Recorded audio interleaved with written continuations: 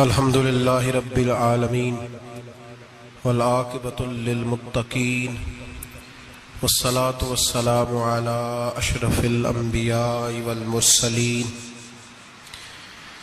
وعلی آلہ وصحبہ اجمعین اما بعد اعوذ باللہ من الشیطان الرجیم بسم اللہ الرحمن الرحیم ما كان محمد ابا احد من رجالكم ولكن رسول الله وخاتم النبيين وكان الله بكل شيء عليما صدق الله العظيم وصدق رسوله النبي الكريم ونحن على ذلك لمن الشاهدين والشاكرين والحمد لله رب العالمين ان اللہ وملائکتہ یصلون علی النبی یا ایہا الذین آمنوا صلوا علیہ وسلموا تسلیما الصلاة والسلام علیک یا سیدی یا نبی اللہ وعلی آلک واصحابک یا سیدی یا نور اللہ اللہم صلی علی سیدنا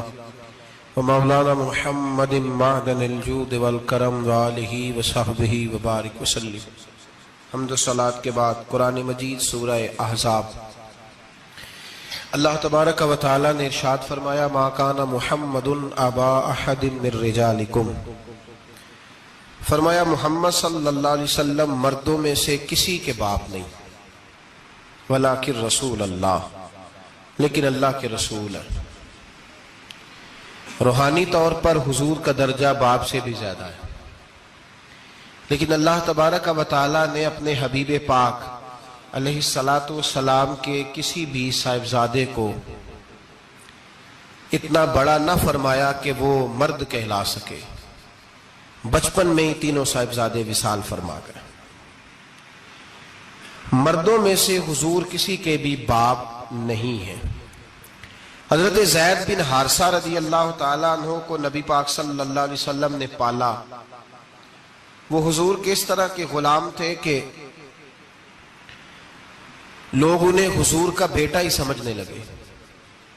بہت سارے لوگ کہنے لگے زید بن محمد صلی اللہ تعالی علیہ وسلم۔ اللہ کریم نے منع فرمایا، فرمایا میرے رسول مردوں میں سے کسی کے بھی باپ نہیں ہے۔ حضور اور اس کی وجہ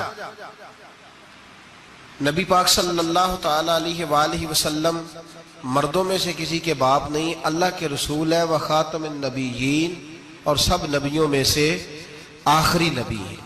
اللہ کے رسول ہے اور سب نبیوں میں سے حضور کون سے نبی ہیں جی؟ آخری۔ حضور کے بعد کوئی اور نبی آ سکتا؟ اللہ نے قانون بنا دیا ہے، قانون بنا دیا ہے، آخری نبی ہے رسول پاک علیہ السلام۔ حضور کے صاحبزادے بچپن میں کیوں وصال کر گئے؟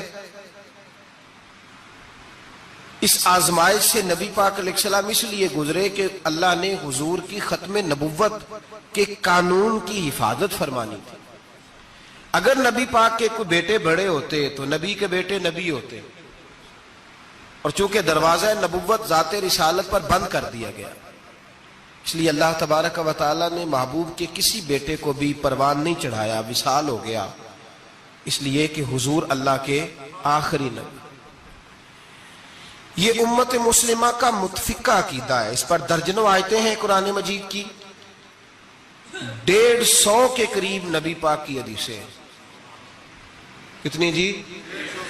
کوئی عالم فاضل زیادہ پڑھا لکھا ہوگا، مقررہ حدیث کو دیکھے گا یا اور ریسرچ کرے گا تو شاید زیادہ وہ نکال لائے، لیکن 150 کے لگ بھگ محبوب کی حدیثیں ہیں جن میں حضور نے فرمایا میں آخری نبی ہوں، میں آخری نبی ہوں، میں آخری نبی ہوں۔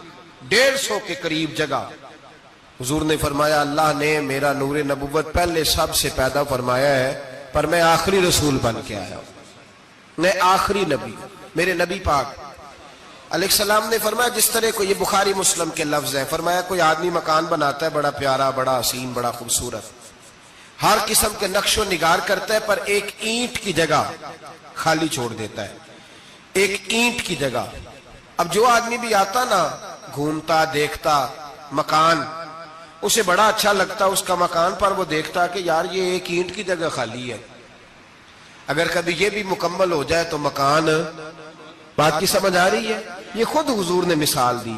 میرے حبیب پاک علیہ الصلوۃ والسلام فرماتے ہیں اللہ تبارک و تعالی نے جب نبوت کی حسین عمارت کو بنایا تو سارے نبی آ گئے پر ایک اینٹ کی جگہ خالی تھی.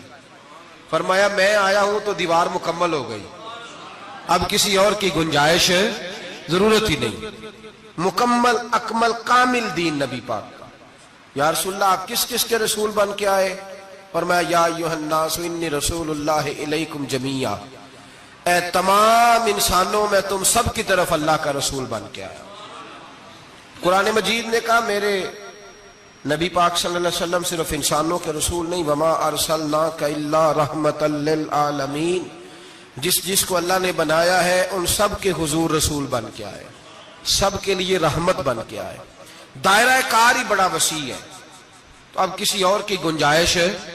ہاں کچھ لوگوں کو بیماری لگتی ہے, پاگل ہو جاتے ہیں, پاگل ہو جاتے ہیں. دعویٰ کرنا ہمارے زمانے میں ویسے ہی آسان ہے, اور پاکستان ہندوستان ویسے جمہوری ملک ہیں, اس میں ہر آدمی کو بولنے کی اجازت ہے, جو جس کی طبیعت آتی ہے بول سکتا ہے, گنجائش ہے. اور ویسے بھی کوئی کیسے پتہ کرے گا کہ کوئی کیا سوچ رہا ہے, کیا بول رہا ہے. نبی پاک صلی اللہ علیہ وسلم نے فرمایا تھا کہ میری امت میں 30 کے قریب ایسے دجال جھوٹے ہوں گے, 30 جو دعویٰ کریں گے کہ ہم اللہ کے رسول ہیں, 30. لیکن فرمایا میں آخری نبی ہوں, میرے بعد کوئی نبی آ سکتا, انا خاتم النبیین لا نبی بعدی, میں آخری نبی ہوں, میرے بعد کوئی نبی آ سکتا. 30 کے قریب. خود نبی پاک علیہ السلام کے زمانے میں 2 بندوں نے دعویٰ کر دیا تھا ہم نبی ہیں.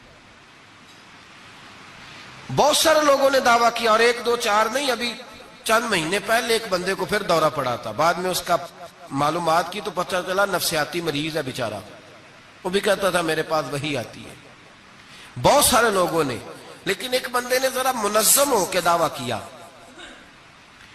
اور خود چونکہ وہ انگریز کا وفادار تھا, تابع دار تھا, اور وہ کہتا تھا میرے آنے کے 2 مقصد ہیں, معاذ اللہ اپنے آپ کو نبی کہتا تھا. 2 مقصد ہیں. ایک کہتا تھا کہ جو انگریز حکومت کا وفادار نہیں وہ اللہ رسول کا وفادار نہیں, معاذ اللہ. پہلا اس کا آنے کا مقصد وہ بیان. دوسرا اس کا مقصد یہ تھا, وہ کہا کرتا تھا کہ دین سارا باقی ہے, موجود ہے, قرآن حدیث نماز روزہ حج زکوٰۃ, میں معاذ اللہ نبی بن کے آیا ہوں تو صرف ایک کام کرنے آیا ہوں کہ جہاد کوئی نہیں, جہاد نہیں کرنا, کفر کے خلاف لڑنا. آپ کو پتہ تو چل گیا ہوگا میں کس کی بات کر رہا ہوں, مرزا غلام احمد قادیانی. اس کے ماننے والوں کو مرزئی بھی کہتے ہیں, احمدی بھی کہتے ہیں, قادیانی بھی کہتے ہیں. ایک ہوتا ہے کافر, ایک ہوتا ہے مرتد, ان دونوں میں فرق ہے. عیسائی, یہودی, سکھ, ہندو یہ کافر ہیں, ان کا اپنا عقیدہ ہے, ٹھیک ہے, جو وہ کر رہے ہیں. اسلام کسی پر جبر کا حکم نہیں دیتا, موج کریں, لگے ہوئے لگے رہے, ہم انہیں دین کی دعوت دیں گے پر ان پر کوئی سختی نہیں کر سکتے. ایک مرتد ہوتا ہے جو لبادہ دین کا اڑتا ہے, اپنے آپ کو مسلمان کہتا ہے, قرآن والا کہتا ہے, اسلام والا کہتا ہے, لیکن دین میں رخنا ڈالتا ہے, نیا عقیدہ گھڑتا ہے, وہ مرتد ہے, اس پر سختی کرنے کا حکم ہے. مرزائیوں کی مصیبت یہ ہے کہ وہ کہتے ہیں جی ہم قرآن کو بھی مانتے ہیں, ہم اسلام کو بھی مانتے ہیں, ہم نبی پاک صلی اللہ علیہ وسلم کو بھی مانتے ہیں, بس آخری نبی نہیں مانتے, ایک نیا نبی مانتے ہیں. اور پھر رنگ بڑا عجیب دیا, کہتے ہیں ذلی نبی ہے, بروزی. نوکھا فلسفہ سنیں آپ, حیران ہو جائیں گے. ذلی نبی کہتے ہیں میں مستقل نبی نہیں, میں نبی پاک کا سایہ بن کے آیا ہوں. یہ اس نے دعویٰ کیا ہے, کہتا ہے میں مستقل نبی نہیں, میں حضور کا. اور بیوقوف, جس خدا نے اپنے رسول کا سایہ بنایا ہی نہیں, بنایا ہی نہیں کہ کسی کے قدم نہ آ جائیں. اور تیرے جیسے شخص کو سایہ بنانا تھا جس کی ایک آنکھ بھی کوئی نہیں, کانا ہے بیچارہ, مرزا کانا تھا, ایک آنکھ اس کی سلامت. اللہ کے نبیوں میں کوئی نقص ہوتا. ہمارے ہاں ایک دفعہ گفتگو ہو رہی تھی تو ایک مولانا کہنے لگے مرزا جھوٹا نبی ہے. استادوں نے روک دیا, کہنے لگے یہ لفظ بھی نہیں کہنا, جو نبی ہوتا ہے وہ جھوٹا نہیں ہوتا, اور جو جھوٹا ہوتا ہے وہ نبی یہ لفظ بھی نہیں کہنے، اس کو جھوٹا نبی نہیں کہنا. کہا حضور پھر کیا کہیں؟ کہنے لگے چلو کانا شانا کہہ لیا کرو، اتنی گنجائش ہے، یہ تو لو 2-4 جملے ہیں، جیسا بیچارہ ہے تھا ویسا چلو کہہ لو، کانا شانا کہہ لیا کرو، اس کی اجازت ہے، لیکن یہ لفظ کہنے کی اجازت منظم سازش کی اس شخص نے، منظم. اور یہ رکی نہیں. ہماری یونیورسٹیوں کے اندر بہت سارے لیکچرار بھرتی کیے جاتے ہیں جو قادیانی ہیں، مرزئی ہیں، اور آپ حیران ہوں گے یہ بات سن کے کہ یورپ کا ویزا سب سے آسانی سے اس بندے کو ملتا ہے جو کہتا ہے جی میں مرزئی ہو گیا ہوں، مجھے پاکستان میں خطرہ ہے، فٹافٹ بلا لیتے ہیں. تمہاری ان کے ساتھ کیا رشتہ داری ہے جو تمہیں فٹافٹ بلاتے ہیں؟ بتاؤ کیا تعلق ہے جو تمہیں سپورٹ کرتے ہیں؟ مرزا غلام احمد قادیانی نے دعویٰ کیا، پہلے وہ کہنے لگا جی میں محدث ہوں، میں حدیثوں کی تشریح کرتا ہوں. پھر کہنے لگا میں مجدد ہوں، دین کی تجدید کروں گا. پھر آہستہ آہستہ کہنے لگا جی میں امام مہدی بن کے آیا ہوں. لوگ کٹھے ہونے لگے نا، ہمارے لوگ تو دعا کرانے پہ قائل ہو جاتے ہیں، ویسے بھی جو نئی مداری لگائے اس کے بندے جلدی قائل ہو جاتے ہیں. علامہ اقبال نے پنجابی کا، میں خود پنجابی ہوں لیکن اقبال نے پنجابی کا مزاج بیان کیا ہے. پنجابی کا مزاج، اقبال کہتے ہیں پنجابی کا مزاج ہے کہ تحقیق کا پھندا کوئی سیاد لگا دے، یہ شاخ نشیمن سے اترتا ہے بہت جلد. کہتے ہیں کوئی مداری دکھائے صحیح، اس کا کام ہے فٹافٹ پہنچ جانا. یہ مداریوں کا زمانہ ہے، جو اچھی مداری لگا لے، شور شار اچھا کرے، اس کے گرد لوگ، جو کہے میں نے پھونک ماری تو بندہ چل پڑا، پھونک ماری تو گر گیا، پھر میں نے ایسے کیا تو ایسے ہو گیا. کوئی مداری دکھائے صحیح. مداری کا دور ہے. اس نے بھی مداری لگا لی، میں دعا کرتا ہوں تو فلانا صحیح ہو گیا، میں یہ کرتا ہوں تو کبھی محدث ہو گیا، کبھی وہ مجدد ہو گیا. پھر کہنے لگا میں امام مہدی ہوں. پھر اس نے تھوڑی ترقی کر لی تو کہنے لگا میں مسیح موعود ہوں، وہ جو حضرت عیسیٰ علیہ السلام نے دوبارہ پیدا ہونا تھا تو لہذا میں آ گیا ہوں، معاذ اللہ. پھر آہستہ آہستہ جب اس نے سمجھا نا کہ اب بندے تھوڑے پکے ہو گئے ہیں جو میرے ساتھ ہیں، پھر کہنے لگا نہیں میں ذلی نبی ہوں، بروزی، میں سایہ بن کے آیا ہوں. مرزا غلام محمد قادیانی پشت پناہی اس کو انگریز کی حاصل تھی. کسی شخصی جب حکومتیں سپورٹ کرتی ہیں پھر اس کا آگے بڑھنا بڑا آسان ہو جاتا ہے. اس کی انگریز نے مکمل پشت پناہی کی.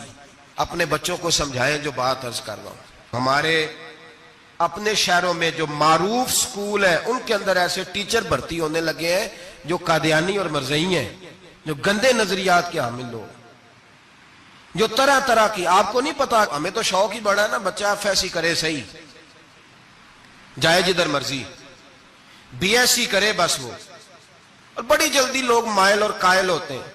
ایک صاحب مجھے کہنے لگے جی اب تو سائنس بھی ماننے لگی ہے اسلام کی ساری باتوں کو. تو میں کیا مانے چاہے نہ مانے، سائنس کے ماننے سے کوئی فرق پڑتا؟ نہیں مانتی سائنس تو نہ مانے، کیا اس میں حرج ہے؟ ایک حکیم صاحب بڑے پرانے بڑے سیانے کہنے لگا جی میں 2-3 امراض کا علاج کرتا ہوں، اس میں ایک کھانسی بھی ہے، چند قطرے شراب کے ڈال کے میں دوائی بناتا ہوں، بندہ ٹھیک ہو جاتا ہے. میں نے کہا آپ کا دماغ ٹھیک نہیں. میرے نبی پاک صلی اللہ علیہ وسلم نے جس چیز کو گند کہا ہے اس میں کبھی شفا ہو سکتی، سارا زمانہ بھی کہے کہ ٹھیک ہو جائے گا تو اس میں شفا ہو سکتی. جو پیشاب سے زیادہ پلید ہے اس میں بھی کبھی شفا ہو سکتی ہے. تو سائنس مانے، حکمت جو مرضی کہے. ڈاکٹر روز کہتے ہیں کزن میرج سے مسائل بنتے ہیں، قریبی رشتہ داروں میں شادی کرنے سے. رسول پاک علیہ الصلوۃ والسلام نے سگے چچا کے بیٹے کے ساتھ حضرت فاطمہ کا نکاح کیا. اگر مسائل بن سکتے ہوتے تو رسول پاک کبھی یہ کام کر سکتے؟ سوال ہی پیدا نہیں ہوتا. روز ڈاکٹر کہتا ہے آپ پتہ کرنے جائیں بیماری کہاں سے لگ گئی، آپ کے خاندان میں تو کسی کو نہیں تھی، فلانے کو تو نہیں تھی، سسرال میں میکے میں. بھئی اللہ کے رسول نے فرمایا بیماری متعدی نہیں ہوتی، ایک کو دوسرے سے لگ سکتی. تو ساری دنیا کے ڈاکٹر کہیں بے شک ہماری طبیعت مان سکتی. ہم کوئی کچے نظریات کے لوگ ہی نہیں، یہاں تو بندے فٹافٹ ایسے ہو جی وہ سنا تھا اس نے کہا تھا. کیا مطلب ہے؟ ساڈے نبی دی زبان ساڈے واسطے قرآن، ساڈے نبی دی زبان ساڈے واسطے قرآن، ختم ہو گئی بات. جو مرضی کو کہتا، پھر عقیدہ مضبوط. زبردست، ایک منٹ کے لیے بھی ہلنے کی ضرورت نہیں. مرزا صاحب نے دعوے کر دیے، لوگ کٹھے ہونے لگے، انگریز کی پشت پنائی تھی، اور اس نے سب سے پہلا اٹیک ان لوگوں پہ کیا جو سردار کہلاتے تھے، چودھری کہلاتے تھے، زمیندار تھے. غور کریں جو بات سمجھا رہا ہوں. اس کا سب سے پہلا الناس والا دین ملوکہم، لوگ اپنے سرداروں کے مذہب پہ ہوتے ہیں. مرزے کا سب سے پہلا اٹیک، قادیانیوں کا سب سے پہلا جو حربہ تھا وہ چودھری لوگ تھے، بڑے لوگ. اس لیے کہ اسے پتا تھا کہ ان لوگوں پہ قبضہ جمایا جائے گا تو باقی جو عوام ہے اس کو قریب کرنا آسان ہو. بڑے بڑے ذمہ داروں پہ، جگیرداروں پہ، مالداروں پہ، رئیس لوگوں پہ اس نے پھندے ڈالے، قابو کیے، اور ایک جمعیت تیار کر لی. پھر جب لوگ کٹھے ہو گئے اور اس نے دعویٰ کر دیا کہ میں نبی ہوں، علماء نے اس کو کئی دفعہ بلایا. حضرت پیر میرے علی شاہ صاحب رحمت اللہ علیہ، پیر صاحب نے فرمایا کسی میدان میں سامنا تو کر، گفتگو تو کر، پر وہ سامنے آنے کو تیار.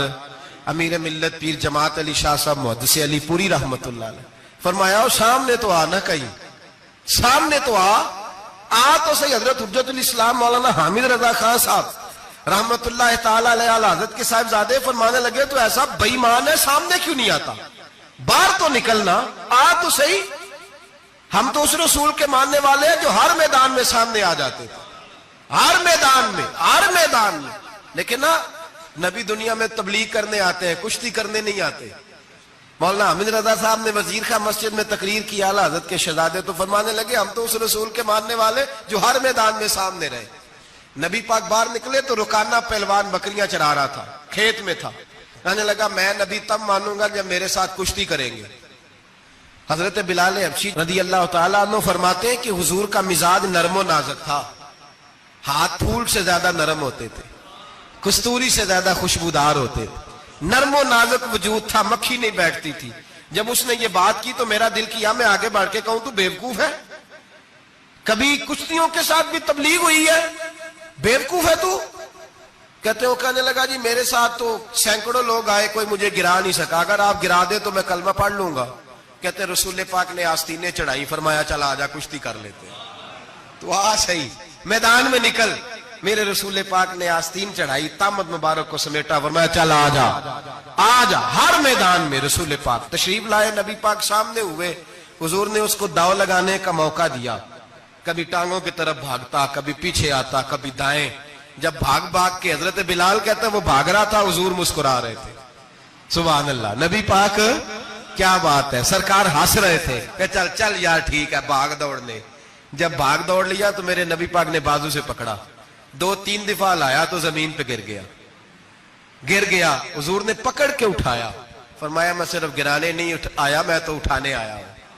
کھڑا کیا تو کہنے لگا نہیں آپ نے تو مجھے موقع ہی نہیں دیا. تو حضور نے فرمایا دیر کوئی نہیں ہوئی تو دوبارہ آ جا، کوئی عرض نہیں، آ جا دوبارہ سے. دوبارہ آیا تو میرے حبیب نے 2 دفعہ ہلایا تو پھر جا گرا.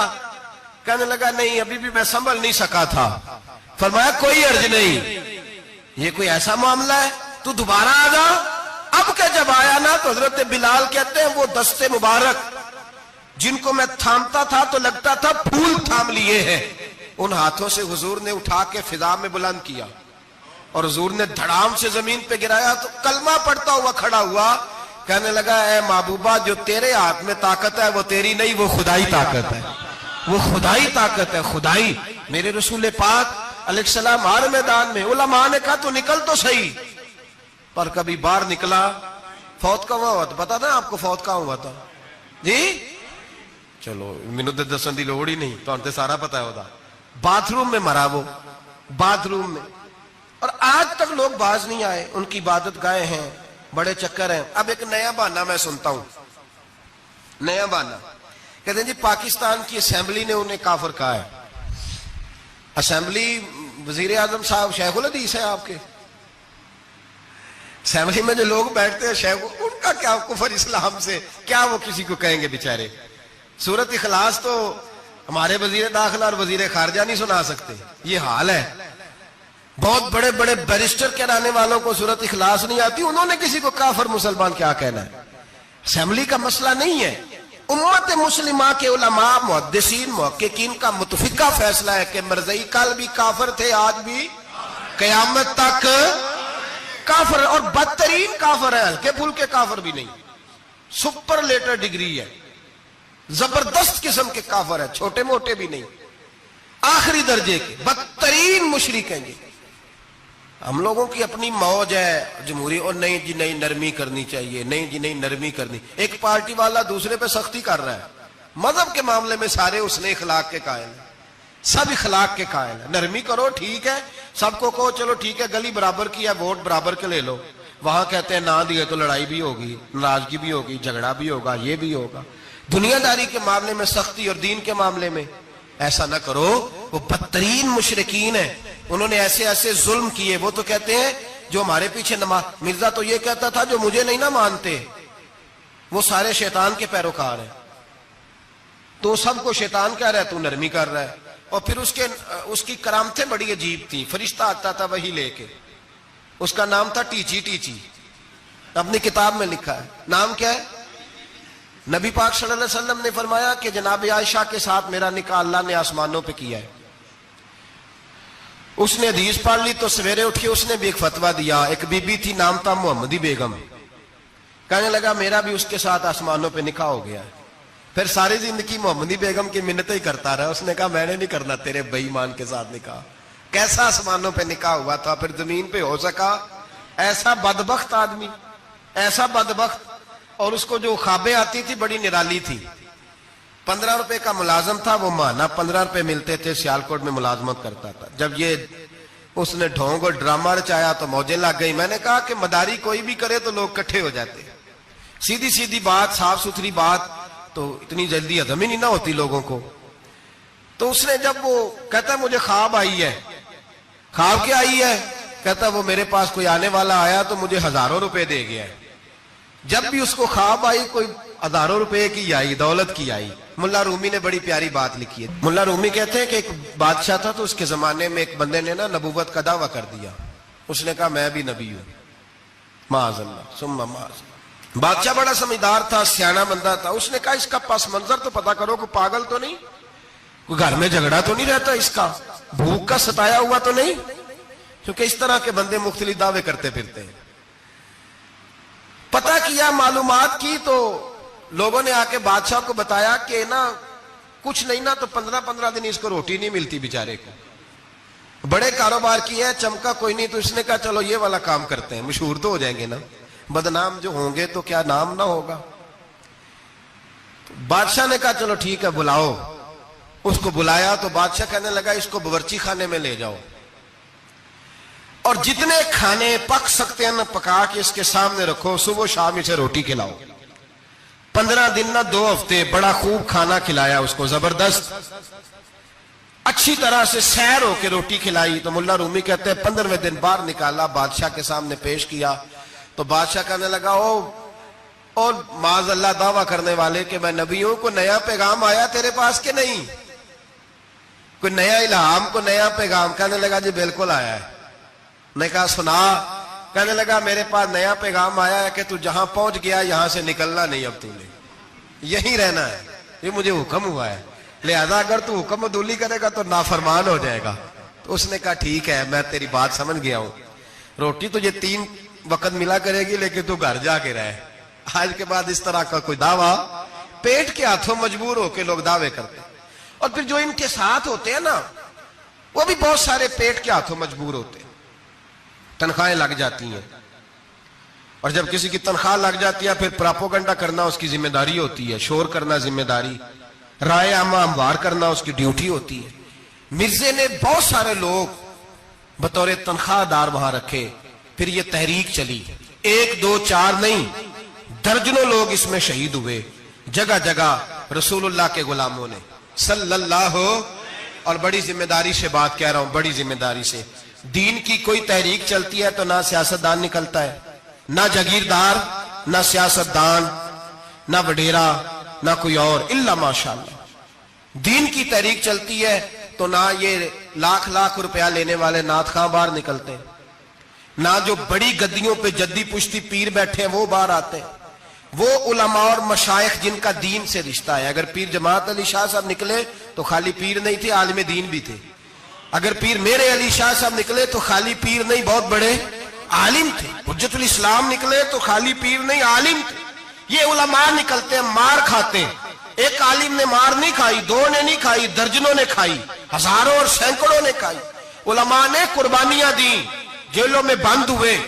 علامہ محمود رضوی صاحب رحمت اللہ تعالی علیہ کو پکڑ کے لاہور کے قلعے میں بند کیا گیا اور انگریز نے اس قدر سخت سزا دی کہ علامہ کو باندھ کے ختم نبوت کی تحریک چلانے کے جرم میں الٹا لٹکا کے تو نیچے توڑی ڈال کے اور چیزیں ڈال کے دھواں جلا دیا گیا. ان کے ناک میں دھواں جاتا تھا، ساری زندگی دمے کے مریض رہے، دو تین باتیں بھی کھول کے نہیں کر پاتے تھے. اس قدر زیادہ اذیت دی گئی علماء کو، اس قدر زیادہ. علامہ عبدالحمد بدایونی رحمت اللہ تعالی علیہ فرماتے ہیں کاٹنے والے جانور ہماری شلواروں میں ڈال کے نیچے سے باندھ دیا جاتا تھا. کہا جاتا تھا اب ختم نبوت کی بات کرو، لیکن کوئی شخص بھی ایک منٹ کے لیے بھی پیچھے ہٹنے کو تیار. قربانیاں دے کر قربانیاں ان بے ایمانوں کو کافر قرار دلوایا.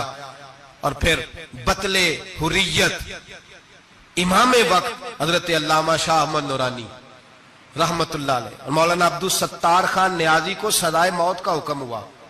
مولانا ابو الاسناد اعلیٰ حضرت کے خلیفہ تھے، ان کے صاحبزادے سید خلیل احمد صاحب رحمت اللہ تعالی علیہ کو سزائے موت کا حکم ہوا کہ مرزائیوں کے خلاف انہوں نے علم بلند کیا. وہ تو پاکستان بنا. پھر جدوجہد شروع ہوئی، پھر زور ہوا. پھر علامہ نورانی رحمت اللہ علیہ کی قیادت میں پورے زور اور شور کے ساتھ تحریک چلی.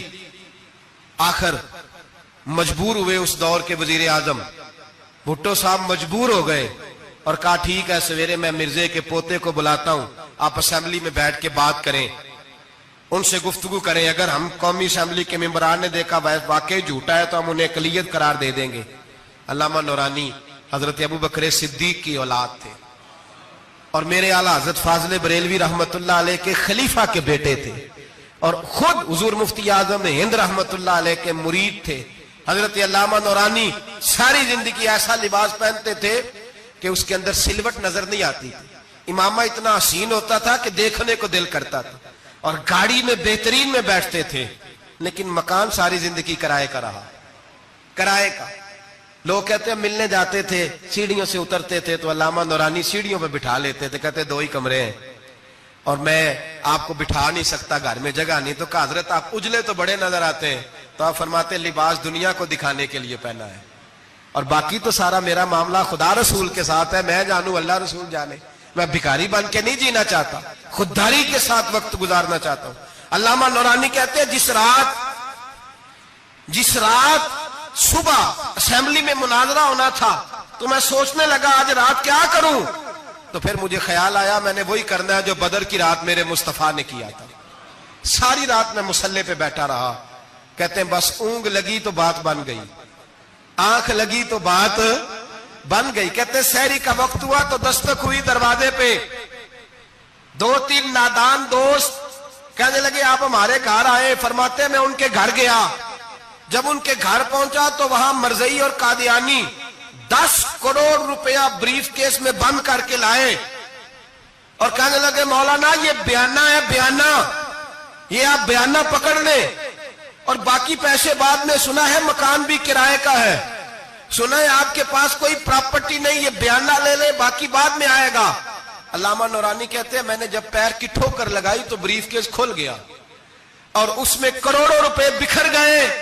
مجھے کہنے لگے پیسے دیکھ کے تو آپ کو خیال آ گیا ہوگا کہ بچوں کے لیے بھی کچھ سوچنا ہے، پیچھے بھی پلٹ کے دیکھنا ہے. تو نورانی صاحب رحمت اللہ علیہ فرمانے لگے میں نے کہا ہاں میں وصول تو کر لیتا پر تم نے قیمت بڑی تھوڑی لگائی ہے. ایمان بیچنا اتنی تھوڑی قیمت؟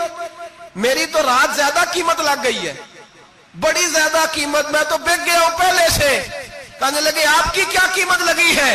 فرمانے لگے رات میں درود پڑھتے پڑھتے سویا ہوں تو مدینے والے رسول کا دیدار نصیب ہوا ہے اور نبی پاک نے تھپکی دے کے کہا فکر نہ کرنا میں تیرے ساتھ ہوں. تو کہنے لگے جس کی قیمت محمد عربی لگائے کوئی اسے خرید سکتا ہے؟ سویرے میدان لگے گا اسمبلی میں اور میں اسمبلی کے فلور پہ ثابت کروں گا تم کل بھی بے ایمان تھے، آج بھی بے ایمان ہو، قیامت تک تم بے ایمان ہی رہو گے. جتنا مرضی پڑھ جاؤ، لکھ جاؤ، جتنی مرضی بڑی عبادت گاہیں بنا لو، جتنا مرضی شور کر لو اور جتنے مرضی کینیڈا اور امریکہ تمہارا ساتھ دے لے، ہمارے رسول آخری نبی ہے، حضور آخری نبی ہے، یہ امت کا متفقہ عقیدہ ہے، اس میں کسی کو رکھنا ڈالنے کی اجازت۔ آپ فرماتے ہیں سویرے وہ آیا، بڑے زور سے آیا، کبھی انگریزی بولتا، کبھی کوئی بولی بولتا، لیکن احمد رضا کے دروازے کا ایک فقیر ایک بات ہی کرتا، وہ رضا کے نیزے کی مار ہے کہ عدو کے سینے میں غار ہے، کسے چارہ جوئی کا وار ہے کہ جو وار وار سے پار۔ کہتے ایک اور مولوی صاحب بھی آئے میرے ساتھ مناظرہ کرنے، ان کی اپنی کتاب سے نکل آیا کہ نبی پاک کے بعد آخری کوئی اور نبی آ جائے تو فرق نہیں پڑتا، اپنی کتاب سے، ان کے دارالعلوم بانی، دارالعلوم بنانے والے کی کتاب سے نکل آیا۔ تو مولوی وہ مرزا کہنے لگا تم نے بھی تو لکھا ہے، ہم نے کہا یہ بھی بے ایمان ہے، اعلی حضرت کہہ چکے ہیں یہ کافر ہے، یہ بھی تمہاری طرح کا ہی ہے ظالم، لہذا اس کی بات کا کوئی اعتبار نہیں ہے، کافر قرار دے دیا گیا۔ کفر تو ہو گیا، اقلیت تو ہو گئی، لیکن وہ آج تک اپنی حرکتوں سے باز۔ ہمارے بچوں کو پتہ ہی نہیں یہ کتنے غلط ہیں، ہمیں خبر ہی نہیں کہ یہ کتنے برے ہیں۔ بھائی ایک صاحب سے میری ایک دفعہ بات ہوئی، چودھری صاحب تھے، گفتگو ہوئی تو کہنے لگے جی ختم نبوت نہیں مانتے تو ختم ہو گیا مسئلہ، اللہ ناراض ہو جائے گا، ختم نبوت نہیں مانتے تو اللہ ناراض ہو جائے گا۔ میں نے کہا جناب کے کتنے بچے ہیں؟ انہوں نے کہا 4، زمین کتنی؟ 20 کلے، کتنے کتنے آئے بولیے؟ تو میں نے کہا کہ نیا بندہ آ کے کھڑا ہو جائے کہ میں بھی آپ کا بیٹا ہوں تو آپ راضی ہیں؟ مثال دے رہا ہوں سمجھانے کے لیے، بلا مثال و بلا تشبیہ، آپ راضی ہو جائیں گے؟ بولے نہیں نہیں تو چپ کر کے آخنا چل کوئی نہیں، 4 بھی بن رہے تھے 5 بن لینے، ہو جائے گا ایسا؟ عجیب بندے ہو، جو کام جو تمہارا بیٹا نہیں، جب تم اسے بیٹا ماننے کو تیار نہیں تو جو اللہ کا نبی نہیں، وہ میدان میں کھڑا ہو کہ میں بھی ہوں میں بھی ہوں میں بھی ہوں، تو یہ کس طرح قابل قبول بات ہے؟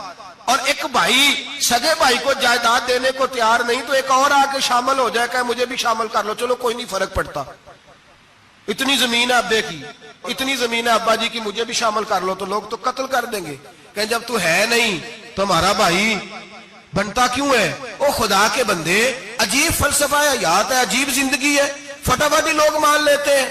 سب لوگوں نے اپنی اپنی باتیں کی، سب نے اپنے اپنے دلائل دیے ختم نبوت پہ، ضرورت ہی نہیں تھی، جب حضور کہہ گئے، جو بن سکتے تھے ان کو نبی پاک کہہ گئے، جو بن سکتے تھے جن میں صلاحیتیں تھی، حضور نے فرمایا علی تو میرے لیے اسی طرح ہے جس طرح موسیٰ کے لیے ہارون تھے، لیکن موسیٰ کے بھائی ہارون بھی نبی تھے، پر میرے بعد کوئی نبی ہو سکتا تو ہو اسی طرح جس طرح موسیٰ کے لیے ہارون، جن کے اندر خوبیاں پائی جاتی تھی۔ فرمایا ابو بکر میری ساری امت سے افضل ہے پر نبی نہیں ہے۔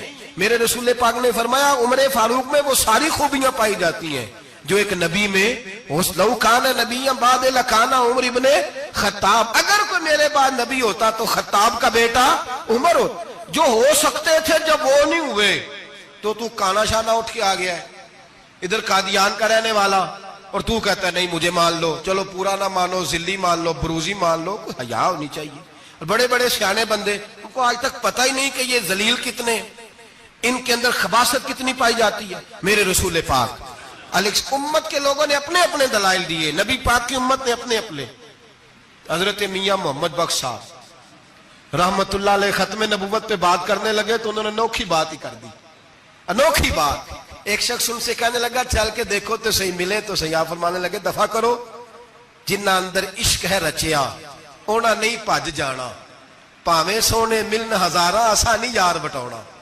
ہم نے دائیں بائیں دیکھنا ضرورت ہی نہیں، ہمارے رسول نے کوئی کمی چھوڑی نہیں۔ باقی آ رہے ہیں یہاں خیرات لینے، حضرت موسیٰ کہہ رہے ہیں اللہ اپنے آخری نبی کی امت میں شامل کر لے، تو ہمیں کیا ضرورت ہے پتہ بھی کرنے کی؟ اور سن لیں، یہ یاد رکھے بات، امام اعظم ابو حنیفہ رحمۃ اللہ علیہ فرماتے ہیں اگر کسی بندے نے دعویٰ کیا کہ میں نبی ہوں، دعویٰ کیا کہ میں نبی ہوں، اور سامنے والے نے اسے یہی کہہ دیا نا کہ اگر تو نبی ہے تو معجزہ دکھا، تو یہ کہنے والا بھی کافر ہو گیا، اس لیے کہ اس نے تو دلیل مانگ لیا، یہ تو تھوڑا سا متفق ہوا ہے۔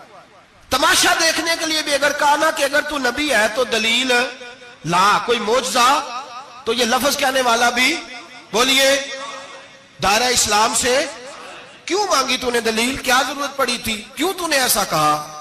اتنا متفقہ عقیدہ ہے کہ تو مانگ، تو یہ بھی نہیں کہہ سکتا کہ چل کچھ کر کے دکھا، یہ بھی تیرے لیے جائز ہے۔ صوفیاء کہتے ہیں تو نے سوچ کیسے لیا؟ طریقت کے اندر تو غیر کی مداخلت قابل قبول، اللہ نے توحید کا ہر جگہ خیال رکھا، رسالت کی وحدانیت کا ہر جگہ خیال رکھا۔ اللہ ایک، قرآن ایک، اسلام، نبی ایک، باپ، استاد، کوئی کسی قسم کی مداخلت کی ضرورت؟ کیسے لوگ مداخلت کر لیتے؟ فٹافٹ حضرت پیر سید مہر علی شاہ صاحب گولڑوی رحمت اللہ، حضرت خواجہ شمس العارفین سیالوی رحمت اللہ علیہ کے پاس پڑھا کرتے تھے، تدریس ہوتی تھی، خواجہ صاحب کو بٹھا کے درس تصوف، درس قرآن، درس حدیث دیتے تھے۔ یوں بیٹھے ہیں، گفتگو ہو رہی ہے، پڑھایا جا رہا ہے، ایک بڑے نورانی چہرے والے خوبصورت بزرگ اندر آئے، بڑی تازگی، بڑا پیار، بڑی مٹھاس ان کے آنے میں۔ جب وہ آئے تو حضرت شمس العارفین اٹھ کے ملے، ماتھا چوما، پیار ہوا، 2-3 منٹ گفتگو ہوئی تو گفتگو میں بڑی نورانیت، بڑی خوبصورتی، بڑی رانائی، بڑی ٹھنڈک ملی دونوں بزرگوں کی ملاقات سے۔ چند لمحوں کے بعد، تھوڑی دیر گفتگو کے بعد وہ بزرگ اٹھے باہر نکل گئے۔ حضرت شمس العارفین مریدوں پہ نظر ڈالی، فرمانے لگے تمہیں پتہ ہے یہ کون تھا؟ شاگردوں جانتے ہو کون تھا؟ کہا حضور نہیں۔ فرمایا خضر علیہ السلام تھے، مجھ سے ملنے آتے ہیں اکثر، اور ابھی گلی میں ہوں گے، کسی نے ملنا ہے تو مل لو۔ دوڑ کے گئے سارے لوگ ملاقات کرنے، بھاگے گئے۔ پیر مہر علی شاہ صاحب بیٹھے ہیں، آپ نے فرمایا مہر علی تم نے نہیں ملنا؟ کہنے لگے حضور نہیں۔ فرمایا کیوں؟ کہنے لگے حضور میں اسے نہ ملوں جسے خضر بھی ملنے آتا ہے، اسے نہ ملوں جسے وہ ملنے آتا ہے، میں نے کیا کرنا ہے ان سے مل کے؟ آپ سے ملوں گا جن سے حضرت خضر بھی ملنے آتی ہیں۔ جنہ تنام وچ عشق ہے رچیا اونا نہیں پج جانا، پانے پاویں سونے ملن ہزاراں، اسا نہیں یار وٹانا، ضرورت ہی نہیں۔ ایسے حسین محبوب کے بعد کسی اور جگہ نظر جمانے کی طبیعت ضرورت نہیں، توجہ نہیں، خیال نہیں۔ جس نے یہ پوچھ بھی لیا کہ تو بتا، کوئی معجزہ دکھا، وہ بھی دائرہ اسلام سے نبی پاک صلی اللہ علیہ وسلم کے زمانے میں حضور نے خود فرمایا تھا 30 کے قریب لوگ ہوں گے جو دعویٰ کریں گے ہم نبی ہیں۔ فرمایا دجال ہوں گے، کذاب ہوں گے جو دعویٰ کریں گے۔ ایک بندے نے تو حضور کی ظاہری حیات میں دعویٰ کر دیا، مسلمہ اس کا نام تھا، 150 سال کے قریب عمر پائی اس نے، اور بہت سارے اس کے ماننے والے اسی لیے ماننے لگ گئے کہ عمر بڑی لمبی ہے۔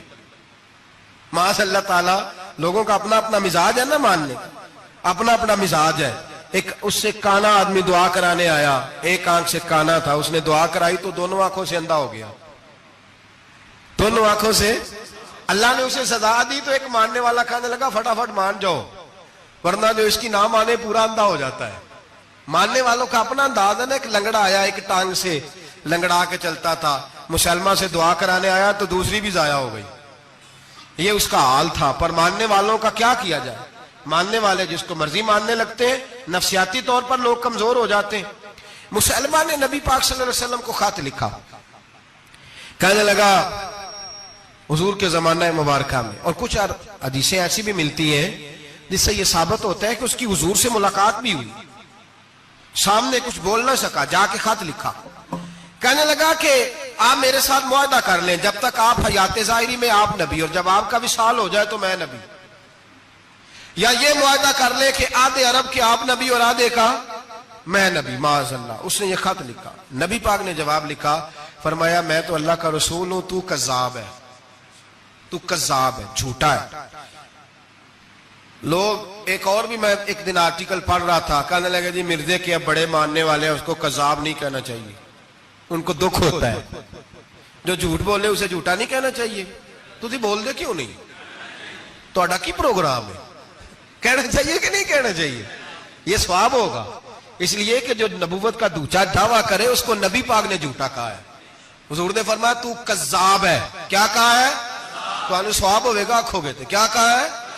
کذاب۔ تو اس کو کذاب کہنا نبی پاک کی کیا کی ہے نا، پھر جی وہ منن والے تکلیف ہوندی تو میں کہا پئی ہوئے، وہ کذاب ہے، لہذا ہمیشہ کذاب ہی رہے گا۔ جب حضور نے کہا ہے جو دعویٰ کرے نبوت کا وہ کیا ہے، تو لہذا کذاب ہی رہے گا۔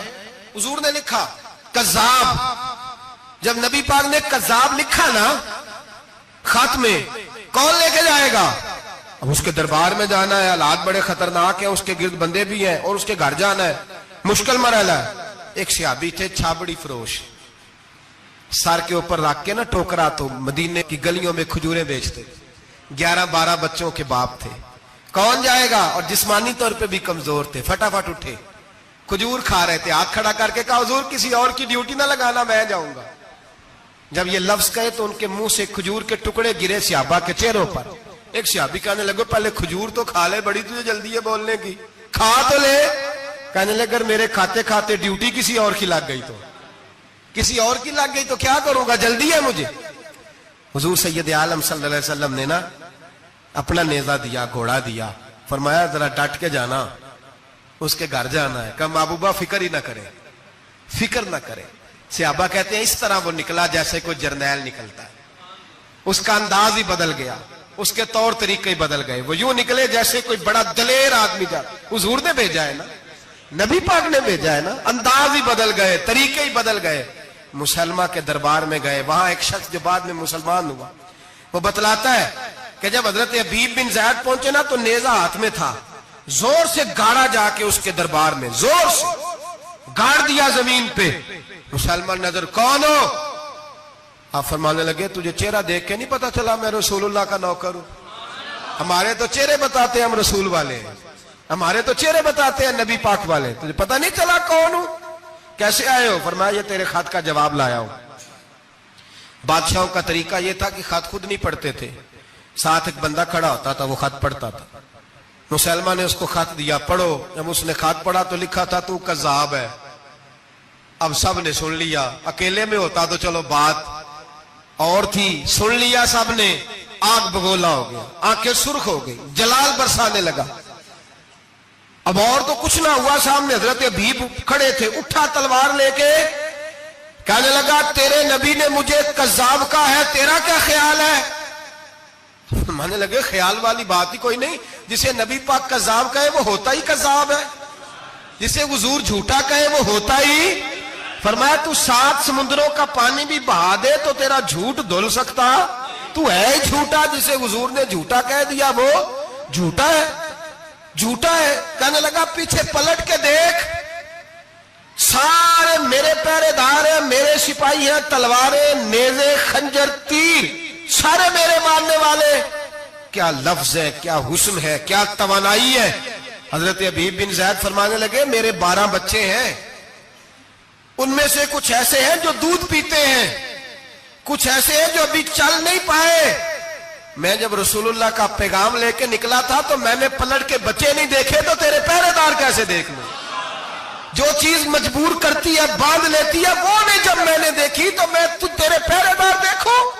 جو جی میں آتا ہے کر، غلامان محمد جان دینے سے نہیں ڈرتے، یہ سر کٹ جائے یا رہ جائے کچھ پرواہ نہیں کرتے۔ فرمایا ان کو نہیں دیکھا جن کو دیکھنا چاہیے تھا، تجھے دیکھوں؟ میں اکثر کہتا ہوں کٹ لگ جائے نا ہاتھ پہ تو نمازیں رہ جاتی ہیں، جماعتیں چھوٹ جاتی ہیں، طبیعتیں بگڑ جاتی ہیں، مشکل ہوتا ہے، تکلیف آئے تو سنبھلنا۔ یہاں ہلکا سا بچھو آ کے کاٹے تو شور ہو جائے گا، جمعے میں لوگ اٹھیں گے، اللہ مجمع بکھرے گا، اوہ بچھو آ گیا، حالات بگڑ جائے، چھپکلی پیروں پہ گرے تو لوگ اٹھ دوڑتے ہیں۔ حضرت حبیب بن زید انصاری کھڑے تھے، انگلی نہیں، ہاتھ نہیں، کٹ نہیں لگا۔ مسلمہ اٹھا، اس نے زور سے تلوار ماری، بازو کٹ کے گر گیا، فوارہ نکلا خون کا۔ اور بھائی بچھو کاٹے تو سنبھلنا مشکل، ذرا تصور کرو، ہاتھ کٹ گیا۔ حضرت حبیب بن زید کھڑے ہیں، کہنے لگا اب تیرا کیا خیال ہے؟ آپ فرمانے لگے تو بڑا بیوقوف ہے، ہمیں آزماتا ہے، ہمیں تو بدر سے لے کر احد تک ساری دنیا آزما چکی ہے، ہمیں آزماتا ہے، ابھی بھی خیال پوچھتا ہے۔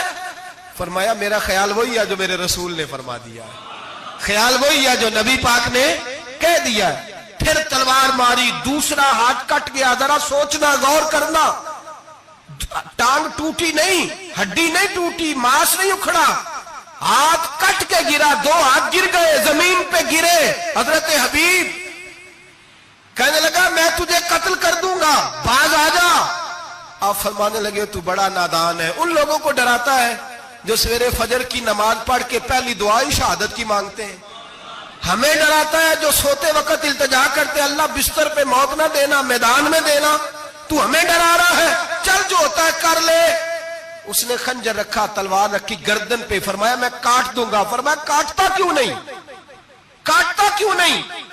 اور وہ روایت کرنے والے کہتے ہیں مسلمہ کے ہاتھ کامتے تھے ختم نبوت کے تحفظ کے لیے۔ جب نبی پاک کے غلام نکلے تو جھوٹا دعوے کرنے والے کانپ اٹھے، کانپ کھڑے ہوئے، کہتے ہیں اس کے ہاتھ کانپتے تھے۔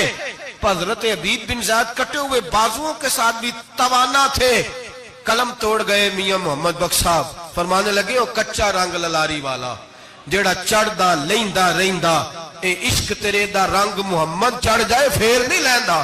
جب تلوار چلی، گردن کٹی، تو رسول اللہ کی ختم نبوت پر پہرا دینے والوں کا اجر میرے رسول نے بیان فرمایا، میرے نبی نے اجر بیان کیا، ڈگری جاری فرمائی، سند دی حضور نے۔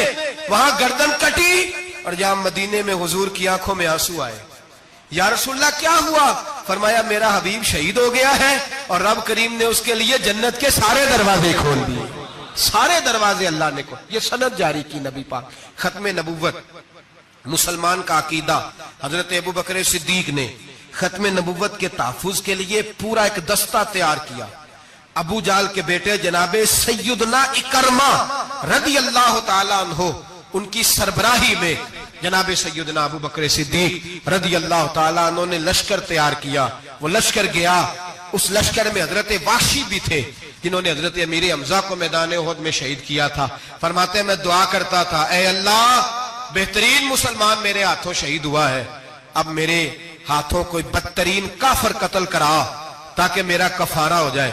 فرماتے جب میں گیا، جب میں نکلا میدان میں پہنچا تو مسلمہ میرے سامنے آ گیا، جھوٹی نبوت کا دعویٰ کرنے والا۔ کہتے ہیں جب سامنے آیا تو میں نے اس کو مارا، تیر وہ گرا، اور جب گرا تو میں نے رکھا پھر اس کی گردن پہ پیر۔ میں نے کہا میرے رسول تو میدان بدر میں دعا کریں تو 5000 فرشتے آتے ہیں، تو ذرا پلٹ کے دیکھ بے ایمان تیرا حال کیا ہے؟ فرماتے ہیں میرے قدموں کے نیچے۔ میں نے کہا تو میرے نبی سے مقابلہ کرنے چلا تھا؟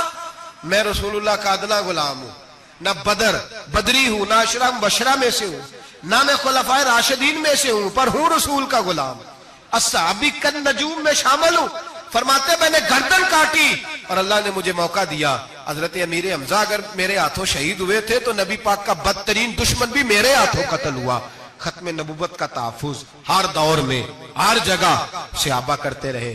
ہم بچوں کو کچھ نہیں سکھا پا رہے، ہمارے بچے لابلد ہیں دینی تعلیمات سے، ہم یہ شعور دے کے بھیجتے ہی نہیں کہ بیٹا جو اس طرح کی ذرا بھی بات کرے اس کا ذکر کرنا بتانا، قادیانی، مرزائی، کسی جگہ یہ اپنے آپ کو احمدی کہتے ہیں، کسی جگہ کوئی اور روپ دھارتے ہیں۔ ایک ان کا گروپ اب لاہوری کہلاتا ہے، وہ کہتا ہے جی ہم اسے سارا کچھ مانتے ہیں پر نبی نہیں مانتے۔ ہم نے کہا تم بھی تو بے ایمان ہو نا، کافر کو تو مان رہے ہو نا، چاہے مجدد بھی مانو مفسر بھی مانو، مان تو ایک بے ایمان کو رہے ہو نا، کافر کو کافر ماننا ضروری ہے۔ اللہ نے کہا کل یا ایھا الکافرون، اللہ نے کافر کو کافر کہا ہے، تو کافر کو کافر ماننا یہ ضروریات دین کا حصہ ہے۔ تو لہذا اپنی اولادوں کو، نسلوں کو، آنے والے طبقات کو، بالخصوص کالجز میں، یونیورسٹیز میں اور ان جگہوں پہ جو لوگ تعلیم حاصل کرنے جاتے ہیں ان بچوں کو خاص کر کے سمجھائیں، ان پر خاص دھیان دیں، توجہ کریں کہ وہ بچے ان چیزوں سے باز آئیں، پرہیز کریں۔ میں نے کہا کہ ایک بہت بڑا طبقہ، اور پھر ایک اور بہت بڑی تکلیف کی بات یہ ہے ہماری حکومتیں یہ خیال نہیں کرتی کہ کوئی بند باندھا جائے، کوئی ایسا صورت بنائی جائے، کوئی جو ہے وہ ایسی ترتیب لگائی جائے کہ جو لیکچرار آئے یا سرکاری عہدے پہ کوئی شخص آئے اس کی جان پھٹک کی جائے، وہ کون ہے، اس کا عقیدہ کیا ہے، وہ کس نظریے کا ہے۔ ہمارے ہاں کوئی ایسا اندازہ نہیں، اس لیے یہ مرتد، یہ کفار، یہ برے لوگ پھیلتے چلے جا رہے ہیں۔ اپنی صفوں کے اندر ان لوگوں کو تلاش کریں۔ اور پھر ایک اور بات یاد رکھیں، کفر سے جب بیزاری ہوتی ہے نا، ان لوگوں کو احساس ہوتا ہے کہ ہم غلط ہیں، ہمارے ساتھ اظہار بیزاری ہے۔ ان لوگوں سے جو اظہار بیزاری کیا جاتا ہے اس کا مطلب یہ ہے کہ ان کو احساس ہو کہ ہم غلط ہیں، اور بہت سارے لوگ بس ایسے ہی ان کے پیچھے لگ گئے بلا وجہ، دیکھا دیکھی، دوستوں کی وجہ سے، ان کو پتہ ہی نہیں کہ یہ کتنے برے ہیں۔ اللہ کی بارگاہ میں یہ دعا کرتے ہیں کہ اللہ تعالیٰ ہماری آنے والی نسلوں کو ان برے اثرات سے محفوظ رکھے۔ اور اللہ تبارک و تعالی ہمیں حضور کے ختم نبوت کے عقیدے پر پختگی عطا فرمائے. ہمیشہ مدحت خیر الانام میں میرے آقا مدینے میں مجھے بھی اب بلا لیجئے. میرے آقا مدینے میں مجھے بھی اب بلا لیجئے. ترستی ہے میری آنکھیں، ترستی ہے میری آنکھیں، مجھے روضہ دکھا دیجئے.